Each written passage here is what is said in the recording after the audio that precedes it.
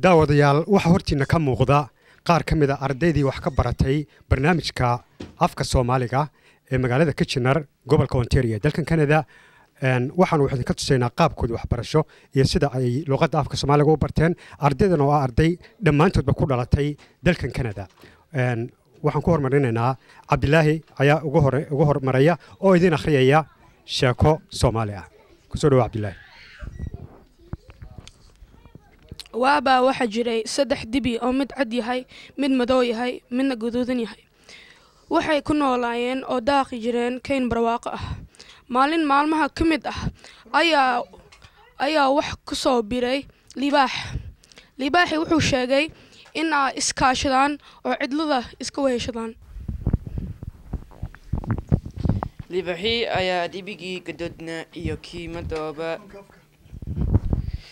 libaaxi ayaa dibigii gadodna iyo kii madooba u sheegay in iska cershayn dibiga cad waya habeenkiibu cad u dalaala dibigii gadodna iyo kii madooba ayaa ku cadeeya libaax in dibiga cad la cersho markii dibigii caddaa la cershay ayaa libaaxi ka daba tagay oo meel cidla ah ku cunay haddana maalintii dambe ayuu dibigii madoobaa ku yiri libaax dibigii gaduudan aad ayuu dalaalaa habeenkii aan iska ceyrino dibigii madoobaa buu ku raacay in la ceyrsho dibigii gaduudan markii dibigii gaduudan la ceyrshay ayuu haddana libaaxii ka daba tagay oo cunay markii dibigii madoobaa iyo libaaxii isku kaliyeysteen ayuu cunay markii dibigii madoobaa la cunayay oo libaaxu raamsanayay hilibkiisii ayuu yiri maanta ma dhiman ee waxaan dhintay maalintii la ceyrshay sheekadii ka maxmeden iyo Cabdulaahi Maxmuud amal sagal wa akhriyeen waxaa kan ka badan tahay sheekadii an af Soomaali kan waxaa kaloo ka mid ah sheekooyinka afka Soomaaliga aan akhrinay sanadkan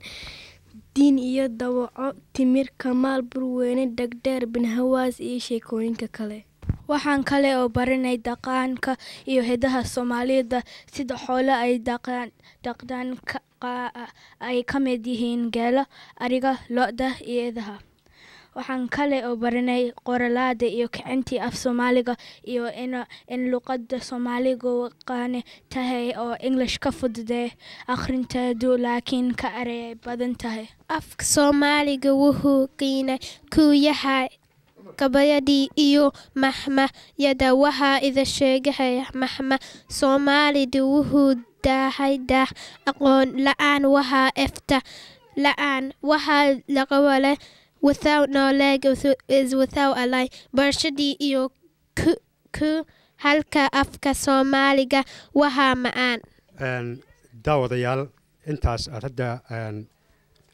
dhageysanaysa waxaan ardaydii wax ku baratay barnaamijka barashada afka Soomaaliga magaalada Kitchener Waterloo ee dalka Canada gobolka Ontario waxaana la joogta mid ka mid ah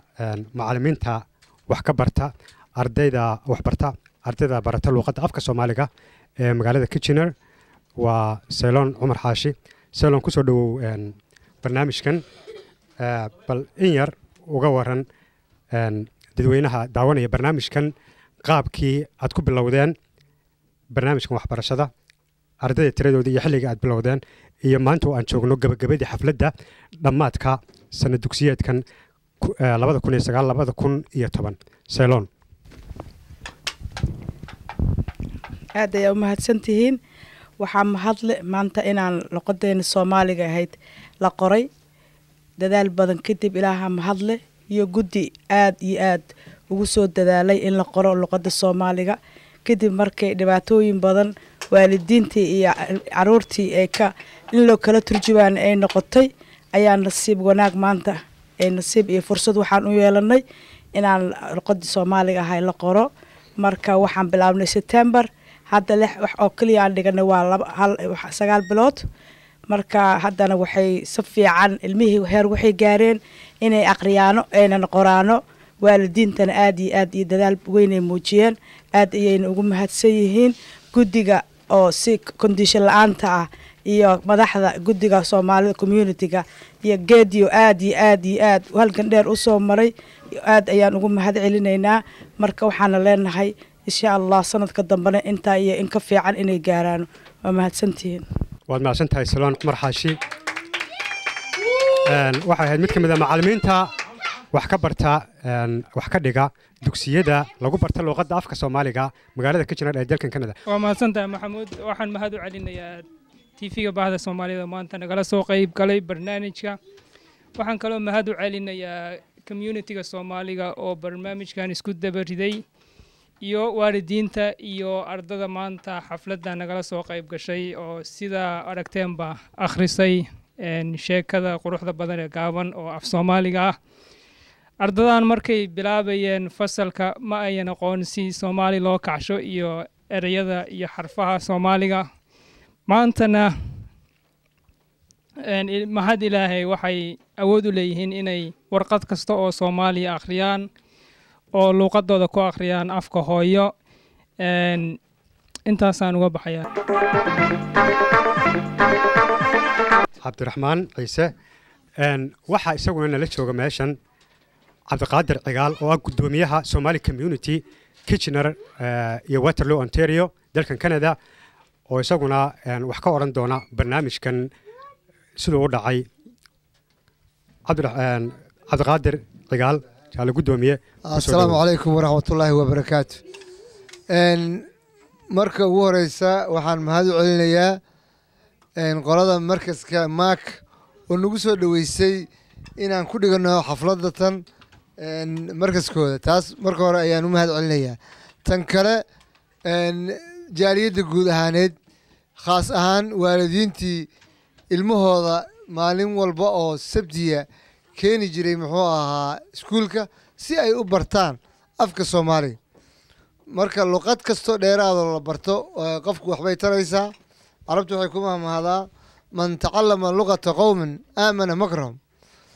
qofkii barta qoom luqadiis wuxuu ka badbaadaa inay makri iyo dhagal ku sameeyaan saa luqadoodii buu yaqaana marka luqadii Soomaaliya taanadii way ilmaha hadhow marka ay ku noqdaan dib Soomaaliya ama waa inay gartaan dadka agagaarkooda wax ay ku hadlayaan oo aan lagu xaman ay ka baxaan marxaladda ay hadda ku jiraan oo ah yes wallahi inay ka baxaan maarta oo ay noqdaan niman luqadoodii muxuu ahaa xukumayo yaqaan taas sidoo kale guud ahaan waxaan u mahad celinayaa macallimiintii xiriiriyaashii iyo dadkii isku soo dabiriday guud ahaan iyo qolada maamulka oo ay ururka oo iyagana runtii gacan weyn ka geystay sidii uu barnaamijkan u hirgelin lahaa assalaamu calaykum waraxmatullaahi wabarakaatu inta ay ilmahayga dhiganayeen luuqadda af Soomaaliga waxaan ka arkay isbedel badan oo ay maanta ay magacayga waxa weeye Fawziya Cabdullaahi laba arday ayaa ii dhigata luuqadda Soomaaliga faa'iido weyn oo aad u fara badan ayaan ka yeelanay haddana waxay marayaan heer ay kicin karaan luuqadda Soomaaliga assalaamu calaykum waraxmatullaahi wabarakaatuh waa magacayga Aamina Maxamuud Cali waxa meeshan ku sheegaya maanta Soomaali afka Soomaali oo ilmahay dhiganayeen maanta oo Kitchener ku dhiganayeen ardayda iyo macallimiintooda aad ugu mahad celinaya aad buu u mahadsan yihiin wax weeyala badan oo isbedel am ku arkay aad ugu mahad celinaya aad ugu farxay waxyeelo badan oo isbedel aad ugu arkay waxa idin sheegaya ugu soo qayb gala ardaytiina iyo ilmihiina say afka Soomaali u bartaan meesha ugu soo qayb gala assalaamu calaykum magacayga waxa la yiraahdaa Saynab Cawad Maxamed waxaan aad iyo aad aan u mahad celinayaa macallimiintii aad u bartay ilmaha af Soomaaligi afkii hooyo aad iyo aad ay isbedel ilmihii maaragtay ay ka heleen insha Allah waxaan insha Allah aan rajaynayaa inay sidaa iyo si ka fiican ay sii wadaan waxbarashada Soomaaliga ay ilmaha ay baranayaan sidaa iyo dadkii nabadgelyo iyo dadkii soo diyaariyay barnaamijka aad iyo aad ayaa mahad ugu celinaynaa sidaa iyo nabadgelyo aniga sida la sheegay waxaan gudoomiyaha hore ee Kitchener Waterloo ururka Soomaalida marka waxa waligeena dadka waan u volunteer gareynay waxa mahad leh dadkii isku dayay inay programkan ilmaha yararka oo luqadii iyo identityga ay kasii lumayso inay dib u soo celiyaan oo fursad u sameeyey inay soomaaliga baraan iyagoo markaa kaashanaya waalidiinta iyo dadka mujtamaca soomaalida Kitchener Waterloo. marka waxaan u arkaa programkan program miradhal inuu yahay maantana ay ka muuqatay ilmihii markii xafladii loo sameeyey ilmo yar 4 bilood waxba Soomaali garanayn si fiican Soomaali u akhrinaya ugu hadlaya waa wax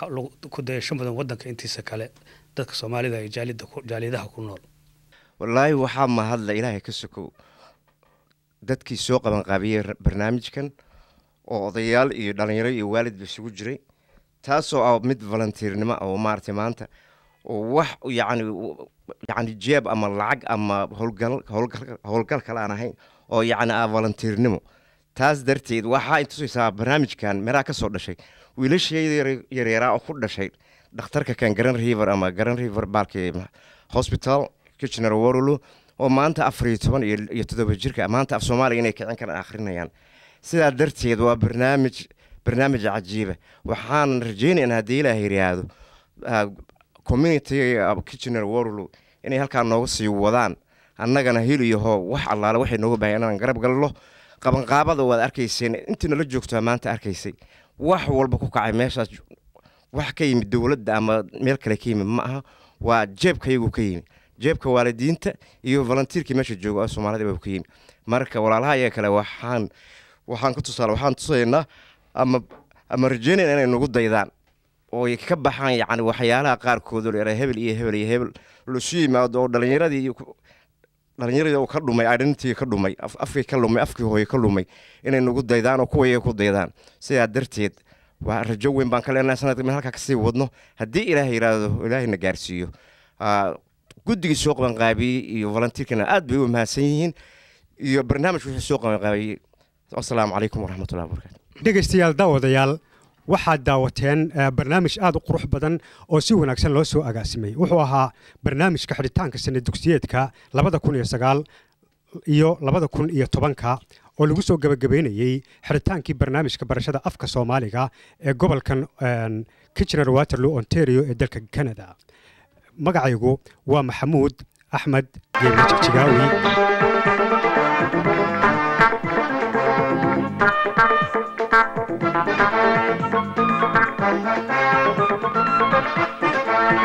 Thank you.